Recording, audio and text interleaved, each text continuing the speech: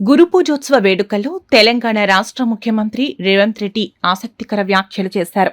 ఈ కామెంట్స్ ప్రస్తుతం వైరల్ అవుతుండగా సీఎం రేవంత్ రెడ్డి చేసిన వ్యాఖ్యలేంటంటే, ఢిల్లీలో గతంలో సీఎం కేజీలో విద్యా వ్యవస్థలో సమూల మార్పులు తీసుకువచ్చి వాటిని విద్యార్థులకు, టీచర్లకు అందించారని తెలిపారు.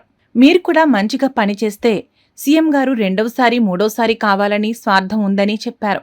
టీచర్లతో కలిసి తాను కష్టపడి పనిచేస్తానని చెప్పుకొచ్చారు.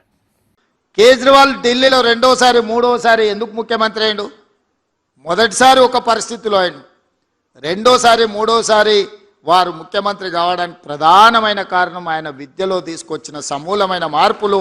ఆ మార్పుని పేదలకు విద్యను అందించిన టీచర్లు కాబట్టి వారు రెండోసారి, మూడోసారి ముఖ్యమంత్రి అయ్యిండ్రు. నాకు కూడా కొంచెం స్వార్థం ఉంది, మీరు మంచిగా పనిచేస్తే రెండోసారో మూడోసారో కావడానికి ఉంటుంది. నేనేం దాచిపెట్టదలుచుకోలే, నేను కష్టపడతా, నేను కూడా మీతో పాటు పనిచేస్తా.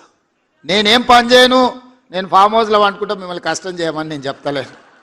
నేను కూడా వస్తా, మీరు ఏడికి రమ్మంటే ఆడికి వస్తా, తండాలకు రమ్మంటే తండాలకు వస్తా, గూడాలకు వస్తా, ఎక్కడికి రమ్మంటే అక్కడికి వస్తా.